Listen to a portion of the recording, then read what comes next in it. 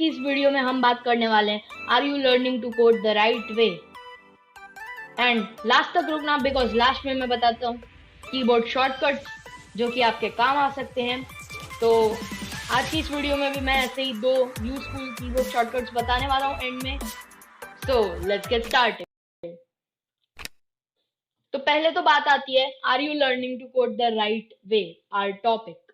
सो यहाँ पे अगर आपको जानना है कि आप सही तरीके से कोडिंग को सीख रहे हैं या नहीं, तो आपको पहले तो ये 2 क्वेश्चंस खुद से पूछने चाहिए। Are you saving your code? और यहाँ मेरा मतलब कंट्रोल एस से सेव करना नहीं है, यहाँ मेरा मतलब है कि आप सही तरीके से उसे सेव कर रहे हैं, यानी आप उसे एक स्टैक्ड रख रहे हैं, यानी एक आप फोल्डर बना रहे हैं जिसके अंदर आप रखेंगे सिर्फ और सिर्फ एक प्रोजेक्ट का कोड, लाइक प्रोजेक्ट 1। तो इस प्रोजेक्ट के अंदर आप रखेंगे जैसे एक फोल्डर ऑफ CSS जिसके अंदर आप सिर्फ एक डॉट CSS को डालेंगे। एक आप रखेंगे स्टैटिक जिसके अंदर आप स्टैटिक वेबसाइट के लिए जो जो मेन फोल्डर्स हैं उनको डालेंगे। एक आप रखेंगे इमेजेस। तो क्या आप ऐसा कर रहे हैं? क्या आप फोल्डर वाइज सही तरीके से अपने कोड को सेव कर रहे हैं? तो ये आता है हमारा फर्स्ट क्वेश्चन।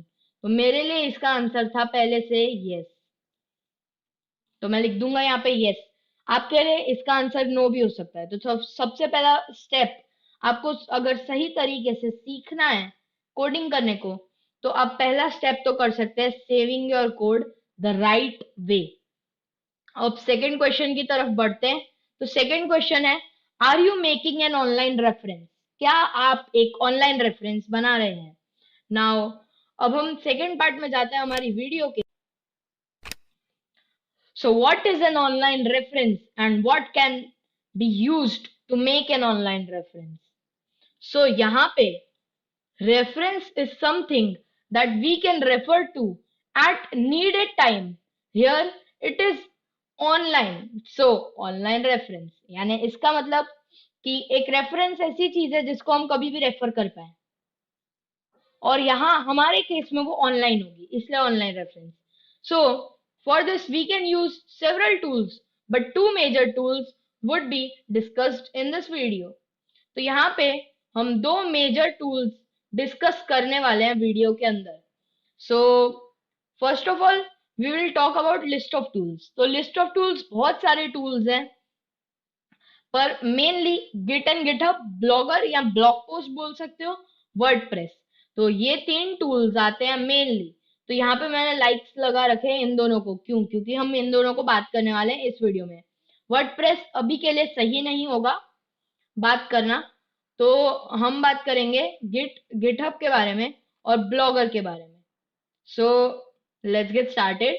तो गिट और गिटहब जो है वो इतना बिगिनर फ्रेंडली नहीं है। अब मैंने ये बात क्यों कही, वाई डिड आई से दिस? तो इसका सीधा जवाब है कि इसमें आपको एक बैश मिलता है जिससे आपको पुश करना पड़ता है गिटहब में।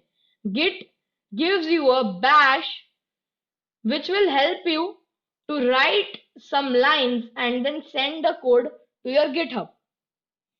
तो यानी आपको इसके लिए कुछ लिनक्स कमांड्स आनी चाहिए या कुछ गिट की कमांड्स तो आनी ही चाहिए। तो वो सीखने में आपका पहले टाइम जाएगा, और अगर आप बिगिनर हैं तो आप ये करना नहीं चाहेंगे, आप अपने वर्क फ्लो को तोड़ना नहीं चाहेंगे फिलहाल के लिए। तो गिट एंड गिटहब को हम हटा देंगे अपनी लिस्ट में से। तो हमारी लिस्ट में आता है blogger. Blogger blogger mainly use होता है ब्लॉग्स बनाने के लिए। उसमें स्ट्रक्चर्ड ब्लॉग्स बनते हैं, लाइक ब्लॉग 1, ब्लॉग 2, और उसपे एसईओ और ये सब भी होता है। लेकिन आपको मैं मेनली बताऊं, आप बिना एसईओ के अगर ब्लॉगर सीखने जाए तो वो बहुत इजी है। Mainly use to make a blog but can also be used to save notes and codes as blog। हाँ, तो यहाँ मैं ये कहना चाह रहा हूँ कि आप नोट्स अपने कोड्स के बीच में आधे आधे जगह पे नोट्स लगा के भी सेव कर पाओगे ब्लॉगर में, उसमें वो आपको फंक्शनैलिटी मिल जाएगी। तो यहाँ पे आपके लिए ये अच्छा हो जाएगा कि आप कोड तोड़ के वहां पे अपना नोट भी लिख पाओगे। आप बैकग्राउंड चेंज करके कोड को चेंज कर सकते हो अपने नोट से।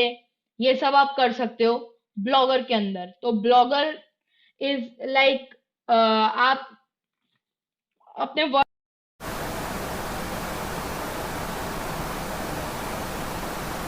तो मैं सबसे पहले तो ये कह दूं कि डिस्क्रिप्शन में ये नोट्स हैं, आप चेकआउट कर सकते हैं। और दूसरी बात, हम वापस से सेक्शन 3 से चालू करते हैं। Section 3, which tool to use.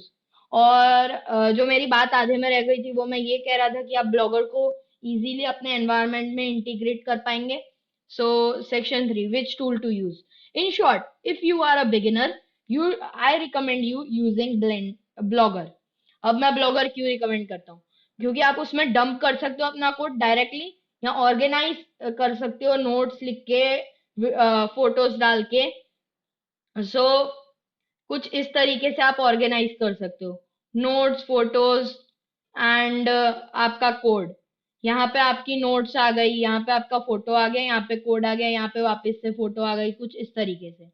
सो आप इंटीग्रेट कर सकते हो उसे अपने एनवायरनमेंट में इजीली। सो इसलिए मैं ये रिकमेंड करता हूँ। It is same as WordPress, but WordPress में आपको दूसरी भी टेक्नोलॉजीज कुछ सीखनी पड़ेंगी। तो यहाँ पे मैं एक टिप दे रहा था पहले। टिप ये है कि आप फोल्डर्स बनाओ पहले।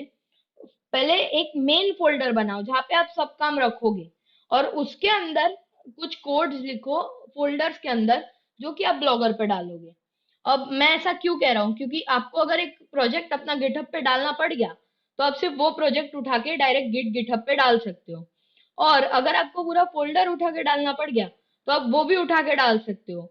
तो मेरी टिप ये कहती है कि अगर आप बाद में भी गिटहब को अपने एनवायरनमेंट में इंटीग्रेट करोगे, कभी ना कभी तो करोगे, सो आपको ये हेल्प करेगी। सो अब नेक्स्ट सेक्शन पे बढ़ते हैं, section 4। And this was, have I made this mistake of not making an online reference and do I regret it.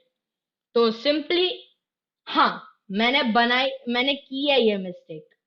मैंने की है और मैं नहीं चाहता कि आप लोग इससे डील करें। अब मैं ऐसा क्यों कह रहा हूँ कि आप डील ना करें इससे? तो मैं ऐसा इसलिए कह रहा हूँ क्योंकि ये समझिए आपका मेन कोड है और ये कहीं पे चला जाता है बिकॉज ऑफ विंडोज क्रैश। सो आपका ये ऑनलाइन रेफरेंस है, ओ आर, ऑनलाइन रेफरेंस। तो आप इससे पूरा का पूरा कोड रिकवर कर पाएंगे अपना।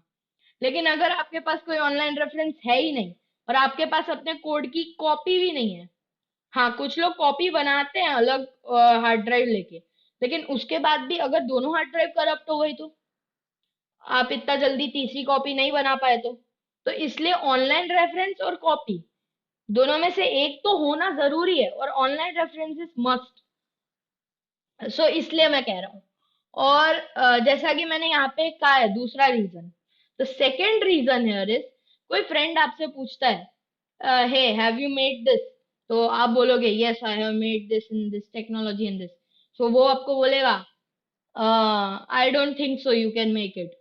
सो आप बोलोगे see this is this website and this you can go and check on it. Like आप बोलोगे मेरा गिटहब का रेपो ये है, जाके चेक कर ले, या तो फिर मेरा ब्लॉगर पे वेबसाइट ये है, तू जाके चेक कर सकते। सो हम दबाएंगे विंडो शिफ्ट एस, तो हमारे पास एक मेन्यू खुल जाएगा जहां पे हम सिलेक्ट करके कुछ भी स्क्रीनशॉट ले। अब इस स्निप को मैं अपने विंडोज वी वाले डायरेक्टरी में से यूज कर पाऊंगा, या कंट्रोल वी, अभी फिलहाल मेरे पास कंट्रोल सी में है तो मैं पेस्ट कर पाऊंगा इसे, ऐसा। सो यहाँ पे आप एडिट भी कर पाओगे इसको सेव करने के पहले, कंट्रोल एस से सेव भी हो जाएगा। और अगर आप विंडोज वी दबाओगे तो आपकी एक डायरेक्टरी खुलती है, यहाँ पे क्लिपबोर्ड डायरेक्टरी बोलते हैं, विंडोज 10 में यूज होती है ये, यानी विंडोज 10 में फीचर आया है। अगर आपने ये ऑन नहीं कर रखी है तो यहाँ पे एक डायलॉग बॉक्स होगा, do you want to save your clipboard history, तो यस करोगे तो आप ये ऑन कर पाओगे, डिलीट कर पाओगे, पिन कर पाओगे, या क्लियर ऑल कर पाओगे इसमें जो भी आपने रख रखा था। विंडोज एस, सर्च बार खुल जाता है। दैट वाज इट, एंड मिलते हैं नेक्स्ट वीडियो में। अगर आपको जानना है कि यहाँ तक हम कैसे पहुंचे, यानी ये टॉपिक मैं कहाँ से लेके आया हूँ, फर्स्ट वीडियो देखनी है, तो लेफ्ट साइड में एक लिंक आ रही होगी, इस side, you can go check it out. बीच में सब्सक्राइब आ रहा होगा, you can subscribe our channel. And right side में आ रही होगी हमारी प्लेलिस्ट जिसके अंदर ये सारी